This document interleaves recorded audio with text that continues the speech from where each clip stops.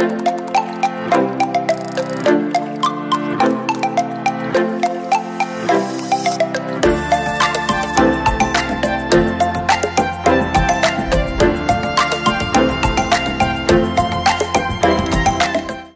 তুলতে আমরা কে না পছন্দ করি।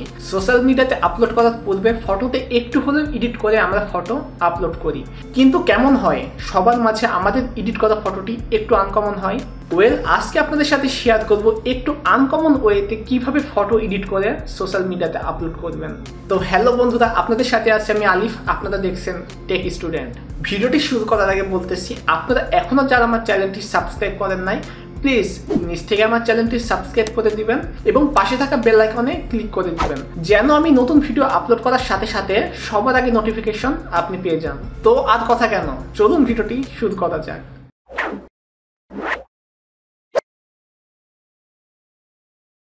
এই ফটো এডিট করার জন্য আমাদের প্রয়োজন হবে পিক্সআর্ট নামের একটি অ্যাপসটি আপনারা গুগল প্লে স্টোরে পেয়ে যাবেন এবং আপনাদের সুবিধার জন্য আমি ভিডিও নিচে লিঙ্ক দিয়ে রাখবো, সেখান থেকে আপনারা ডাউনলোড করে ইউজ করতে পারবেন। তো চলুন এবার যাওয়া যাক মূল ভিডিওতে। ওয়েলকাম ভিউয়ার্স, তো আমরা চলে এসেছি আমাদের মোবাইল স্ক্রিনে। এখন আমরা প্রথমে আমাদের একটি পছন্দের ব্রাউজার সিলেক্ট করে নিব, কেননা আমরা প্রথমে আমাদের ফটোর ব্যাকগ্রাউন্ডটি আমরা রিমুভ করে নিব। সেজন্য আমরা একটি ওয়েবসাইটের মাধ্যমে ফটোর ব্যাকগ্রাউন্ড রিমুভ করে নিব। সেজন্য আমরা আমাদের পছন্দের একটি ব্রাউজারে চলে যাচ্ছি। ব্রাউজারে এসে আমরা এখানে সার্চ করব remove.bg। আপনাদের সুবিধার জন্য আমি আমার ভিডিও নিচে লিঙ্কটি দিয়ে রাখবো, সেখান থেকে আপনারা ইজিলি ওয়েবসাইটটিতে চলে যেতে পারবেন।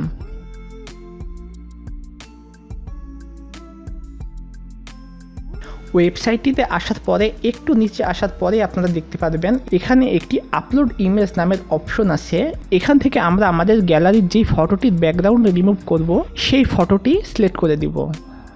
তো এখান থেকে আমরা আমাদের এই ফটোটির ব্যাকগ্রাউন্ড রিমুভ করব, সেজন্য আমরা এই ফটোটি সিলেক্ট করে নিব।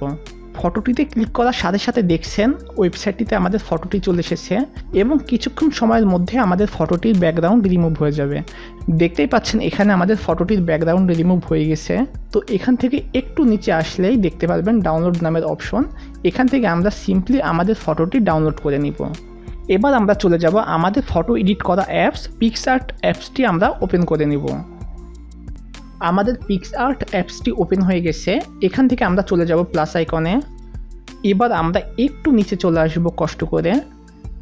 এখান থেকে আমরা পিক ক্যানভাসে ক্লিক করব এবং এখান থেকে আমরা আমাদের পছন্দের মতো একটি ফ্রেম সিলেক্ট করে নিব এবং টিকচিহ্ন আইকনে ক্লিক করব। এখান থেকেই টিকচিহ্ন বা ডান অপশনে ক্লিক করব এবং এডিট ইমেজ। এবার আমরা চলে যাব টেক্সট অপশনে এবং এখান থেকে আমি লিখে নিচ্ছি এবং টিকচিহ্নে ক্লিক করব। এখান থেকে আমরা স্টকে চলে যাব এবং চলে আসবো ফন্টে। এখান থেকে আমাদের পছন্দ অনুযায়ী ফন্ট আমরা সিলেক্ট করে নেব। তো আমরা এই ফন্টটি রাখছি, ফন্টটি এক জায়গাতে আমরা আমাদের পছন্দ মতো রাখবো এবং অ্যাডজাস্ট করে বড় করে নিব।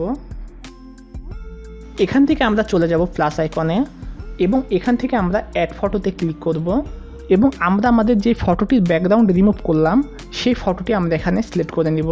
ফটোটি আমাদের সুবিধা অনুযায়ী অ্যাডজাস্ট করে নিব এবং এখান থেকে আমরা অপাসিটিটা একটু কমিয়ে নিব এবং আমরা চলে যাব এই রাবার অপশনে। এখান থেকে আমরা যে আমাদের ওয়ার্ডটির বাইরে আমাদের অংশটুকু আসছে ফটোর, সেগুলো আমরা রিমুভ করে নিব।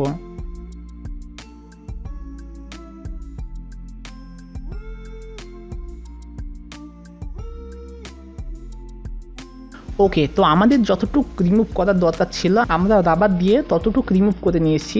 এবার টিকচিহ্ন আইকনে ক্লিক করব এবং আমাদের ফটোটির অপাসিটি বাড়িয়ে দেব এবং এখান থেকে আমরা চলে যাব আবারও প্লাস আইকনে এবং অ্যাড ফটো।